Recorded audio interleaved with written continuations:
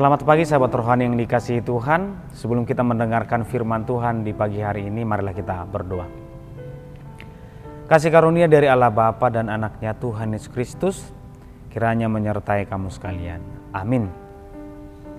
Firman Tuhan di pagi hari ini tertulis di Markus pasal 10 ayat 45. Saya akan membacakannya untuk kita semua.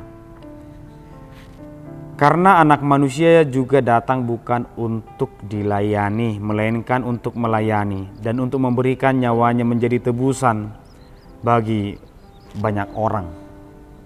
Demikian pembacaan firman Tuhan. Sahabat rohani yang dikasihi Tuhan, satu pertanyaan menarik untuk mengawali renungan ini adalah, untuk apa saya hidup? Pertanyaan ini terlihat sederhana, tapi menyentuh seluruh aspek kehidupan kita. Kehidupan seseorang seharusnya dan sejatinya tidak bisa dipisahkan dari sesamanya, di mana dia tidak hidup untuk dirinya sendiri. Semua orang demikian. Sehingga kita tidak hanya menerima pertolongan, tapi itu juga memberi pertolongan. Kita tidak hanya dikasihi, tapi itu juga akan menjadi pengasih. Kita tidak hanya digembalakan, suatu saat kita juga akan menggembalakan orang lain.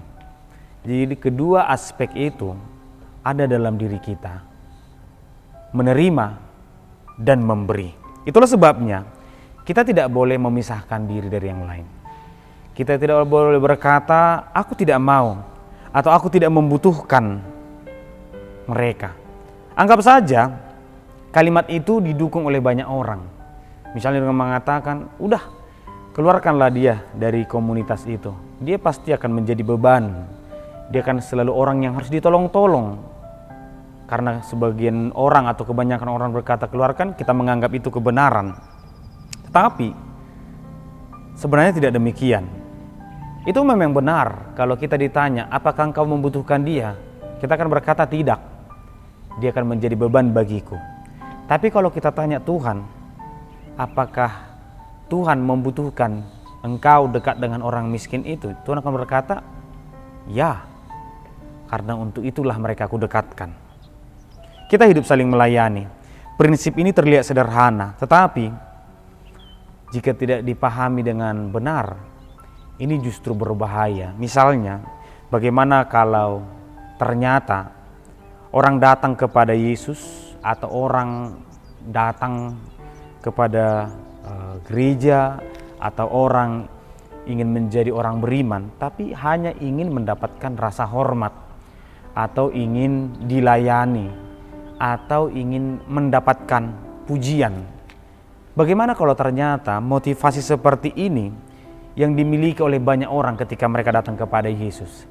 Itulah mengapa Yesus berkata kepada satu orang, anak manusia itu tidak punya tempat untuk meletakkan kepalanya. Karena Yesus tahu kedatangannya itu bukan karena percaya, tapi karena dia tahu kalau bersama Yesus pasti mendapatkan posisi yang enak di antara orang-orang Yahudi, atau setidaknya di antara pengikut-pengikut Yesus. Mungkin ketika ditanya banyak orang yang mau ikut Yesus, mereka juga punya alasan yang sama. Wah, kalau aku mengikuti Yesus pasti setiap hari dikasih makan. Karena Yesus bisa membuat mujizat. Karena Yesus bisa melakukan hal-hal yang tidak bisa dilakukan manusia. Sehingga ketika Yesus menekankan firman ini, bahwa anak manusia atau aku datang bukan untuk dilayani, melainkan melayani, bahkan memberikan nyawa. Ini adalah sebuah respon kepada dua murid. Dan sebenarnya saya yakin murid yang lain juga punya motivasi yang sama. Hanya kebetulan saja hanya dua yang duluan datang. Mereka datang kepada Yesus dengan berkata, buat kami satu sebelah kanan, satu di sebelah kiri ketika engkau sampai di kerajaanmu.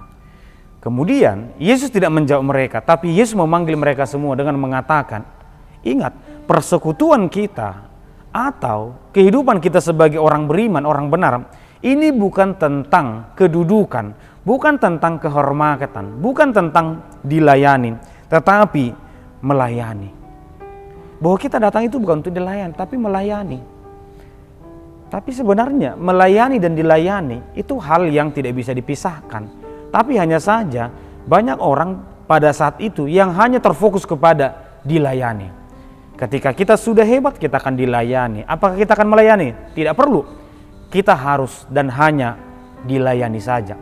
Sehingga ketika Yesus menjawab atau memberikan kalimat ini tentu akan membuat banyak orang goyah dan berkata, tidak usah saya mengikut Yesus. Tidak jadi. Atau mundur saja, tidak perlu lagi mengikut Yesus. Misalnya kita lihat fenomena yang terjadi sekarang atau di beberapa tempat. Ketika ada anggota keluarga yang menjabat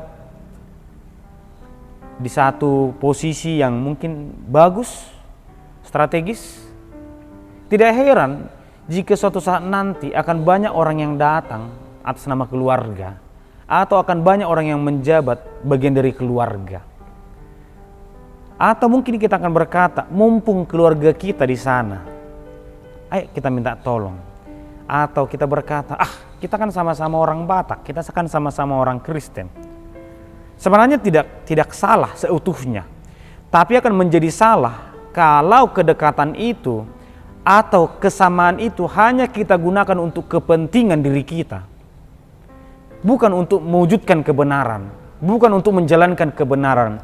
Mumpung teman kita di sana, ayo kita suarakan yuk, biar suara dari daerah ini bisa sampai. Tapi yang sering terjadi adalah mumpung kita di sana, ayo masuk semua. Sahabat rohani yang dikasihi Tuhan, jika kita bertanya kepada diri kita, mengapa saya Kristen? Mengapa saya harus Kristen kalau toh saya hanya untuk hidup kepada diri saya sendiri?